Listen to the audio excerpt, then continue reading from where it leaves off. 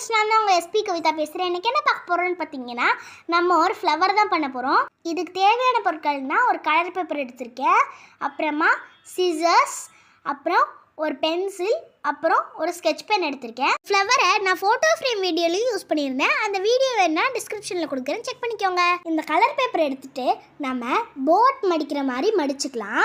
மிச்சம் இருக்க பேப்பரை கட் பண்ணிடலாம். இது நம்ம ஒரு ஸ்கொயர் ஷேப்புக்கு கட் பண்ணிட்டோம். இதை நம்ம இந்த சைடு மடிச்சுக்கலாம்.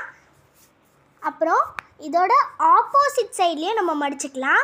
இப்போ நான் ஒரு பேங்கிள் எடுத்திருக்கேன், அதை வச்சு ஒரு சர்க்கிள் போட்டுக்கலாம்.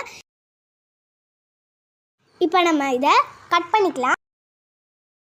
இப்போ நம்ம இதை கட் பண்ணோன்னே நம்மளுக்கு 4 சர்க்கிளான பீஸ் கிடச்சிருக்கு. இப்போ ஒரு சிங்கிள் பீஸ் எடுத்து நான் மடிக்கிற மாதிரியே நீங்களும் மடிங்க. நான் மடிக்கிறத பார்த்தாலே உங்களுக்கு புரிஞ்சிருக்கும்.